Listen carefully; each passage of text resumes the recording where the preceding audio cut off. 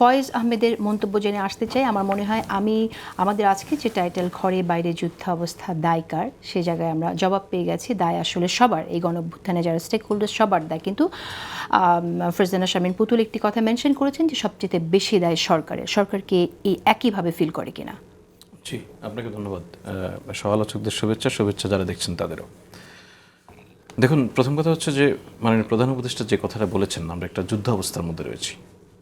এই যুদ্ধাবস্থা, আপনি শুরুতে যেটা বলছিলেন যে আওয়ামী লীগ নিষিদ্ধ হওয়ার পর যুদ্ধাবস্থা, বিষয়টা তা নয়। বিষয়টা হচ্ছে একটা যুদ্ধাবস্থার মধ্যে আমরা একটি ফেসিবাদী কাঠামোকে যখন ভেঙে ফেলা হলো ওভারনাইট, তারপরে যে অবস্থার মধ্যে দিয়ে আমরা যাচ্ছি সেটা প্রতিনিয়তই আমাদেরকে নানান ধরনের ষড়যন্ত্র, দেশি বিদেশি ষড়যন্ত্র মোকাবেলা করতে হচ্ছে। সেটাকে একটা যুদ্ধাবস্থা উনি বারবার বলেছেন। এই জায়গাটা আরও অ্যাক্সেলারেট হয়েছে যখন আওয়ামী লীগের কার্যক্রম নিষিদ্ধ করা হলো। তারপর এই বিষয়গুলি পলিটিক্যাল পার্টিগুলির সামনে নিয়ে আসার চেষ্টা করেছেন প্রধান উপদেষ্টা তার বক্তব্যে।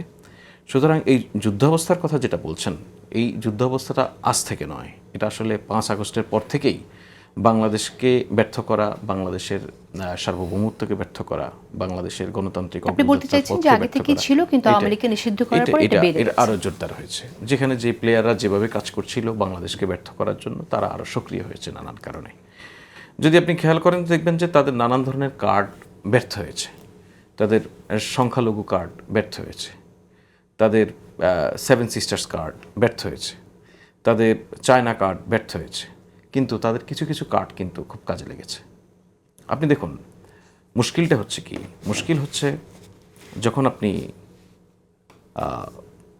ফেসিবাদী আওয়ামী লীগের যে বয়ান নানান কারণে তৈরি হয়, অভ্যুত্থানের পক্ষের শক্তিগুলি জেনে না জেনে অথবা যাচাই বাছাই না করে অথবা অন্য কোনো স্বার্থে সেই বয়ানগুলি প্রচারের দায়িত্ব নিয়ে নেয়, তখন একটা বিপর্যয় ঘটে, তখন একটা মিসট্রাস্ট তৈরি হয়। তখন যেই সহযোগিতার জায়গাগুলি, যতটুকু সহযোগিতা করছেন, সেই সহযোগিতা যত পরিশ্রম করে, যত স্যাক্রিফাইস করে আপনারা সহযোগিতা করছেন, সেটাকে প্রশ্নের মধ্যে ফেলে দেয় একরকম। সেটাকে আলোচনার জন্য সুবিধা হবে। আপনি ধরুন, আওয়ামী লীগের একটা প্রোপাগান্ডা উইং আছে এটিম নামে। এটিম খুব পরিকল্পিতভাবে একটি ভিডিও তৈরি করেছে। সেই ভিডিওটি তাদের কেন তৈরি করতে হলো? তারা জানে যে তাদের দল, যাকে নিয়ে আশা ভরসা আছে মোটামুটি, সজীব ওয়াজেদ জয়, তিনি আমেরিকার নাগরিকত্ব নিয়ে নিয়েছেন। তার মানে বাংলাদেশের পলিটিক্সে তার চ্যাপ্টার এক ধরনের ক্লোজ। এই জিনিসটা বাংলাদেশের মানুষের নজর থেকে একটু ভিন্ন খাতে কীভাবে নেওয়া যায়, তার জন্য নিয়ে হাজির হলেন কতগুলি ভুয়া তথ্য, মিথ্যা তথ্য। উপদেষ্টা পরিষদের 1/3 বিদেশি নাগরিক, এরা সব বিদেশি নাগরিক দিয়ে দেশ চালাচ্ছে, দেশ বিক্রি করে দিচ্ছে, করিডোর দিয়ে দেওয়া হচ্ছে, এ ধরনের। তো আমরা যে কোনো স্বার্থেই হোক, আমাদের এখানে ক্রিয়াশীল গণতান্ত্রিক রাজনৈতিক দলগুলির রাজনৈতিক নেতৃত্বদের কেউ কেউ নানান ধরনের বক্তব্য, বয়ানে, টকশোতে, আলাপ আলোচনায়, সমাবেশে ওই জিনিসগুলিকে ইকো করেছে। যেমন আমি কথাটা আগেও শুনেছি, যেটা ভারতীয় চক্রান্তের অংশ, যে করিডোর দিয়ে দেওয়া হচ্ছে, সেই আলাপটা আসা। কিন্তু আপনি যদি এখন ভারতীয় চক্রান্ত বা পতিত ফ্যাসিবাদের সাথে যোগ মিলাতে যান, তাহলে শুধু করিডোর না, পোর্ট নিয়েও কথা এসেছে। এবং এই বিষয়টা কেন এসেছে সেটাও কিন্তু আমাদের মাথায় রাখতে হবে। এটা তো হাওয়া থেকে আসেনি, এটা তো আপনার পররাষ্ট্র বিষয়ক উপদেষ্টা নিজেই এটা বলেছেন যে ইতিবাচক সমর্থন দিয়েছে। সেখান থেকে এই আলোচনা। এই জায়গাটা আমি আপনাকে পরিষ্কার করি। জাতিসংঘ মহাসচিব যখন বাংলাদেশে আসলেন, উনি যেহেতু জাতিসংঘ আগে থেকে বলে আসছে যে মিয়ানমারের রাখাইন রাজ্যে এক ধরনের মানবিক বিপর্যয়ের সম্ভাবনা দেখা যাচ্ছে, সেখানে দুর্ভিক্ষ হতে পারে। সেই দুর্ভিক্ষ যদি হয়, তাদের জন্য মানবিক সহায়তা পৌঁছাতে হবে। সেজন্য বাংলাদেশকে প্রস্তাব করেছেন উনি। তার প্রেক্ষাপটে যখন পরবর্তী আলাপ জাতিসংঘের সঙ্গে হয়, দেখুন আপনি প্রত্যেকটা জায়গায় এই মানবিক সহায়তার জন্য হিউম্যানিটেরিয়ান চ্যানেল বলা হচ্ছে। সরকারের দিক থেকে নানান সময় নানানবার এটার ব্যাখ্যা দেওয়া হয়েছে যে এই আলোচনাটা আমরা তাদেরকে মানবিক সহায়তা দিতে চাই, এই জায়গায় আমরা নৈতিকভাবে সম্মত।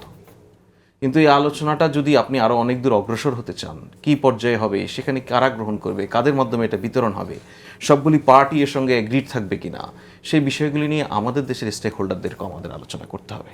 সরকার শুরু থেকে বলছে যে আমরা এই জায়গায় মানবিক সহায়তা দেওয়ার ক্ষেত্রে আমরা সম্মত, কিন্তু আমাদের এখানে অনেকগুলি শর্ত রয়েছে আমাদের খুবই প্রাথমিক পর্যায়ে।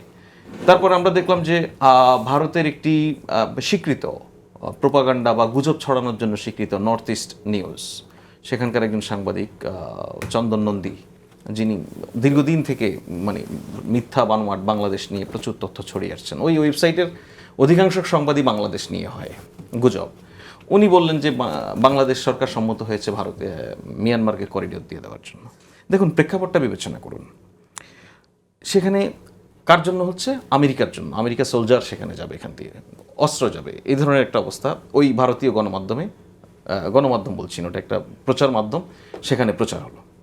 সেটা নিয়ে আমরা কথা বলতে শুরু করলাম। তাহলে আমি আপনাকে যুক্তির কারণে বলি শুধুমাত্র যে ধরুন বাংলাদেশ একটি করিডোর দিয়ে দিল, সেখান দিয়ে অস্ত্র যাচ্ছে, গোলাবারুদ যাচ্ছে, আমেরিকা তার ঘাঁটি করছে সেখানে, ইমিডিয়েটলি সেখানে বিপদে পড়বে কে? মিয়ানমার তো ভেঙে দুটুকরো হবে ইমিডিয়েটলি। সেটার প্রভাব কার উপর? আমরাও পড়বো বিপদে। চায়না। আমরা তো পড়বো, আমরা এখানে বলছি আমরা প্রক্সি ওয়ারে জড়িয়ে যাচ্ছি, তাই তো? আমরা প্রক্সি ওয়ারে যাচ্ছি না। আমি বললাম যে তাহলে একটা দেশ ভেঙে যাবে, চায়নার ঘাড়ে গিয়ে বসবে আমেরিকা। মিয়ানমার এবং চায়নার কোনো প্রতিক্রিয়া নেই এটা নিয়ে, কারণ তারাও জানে কি চাচ্ছে এখানে ইউএন।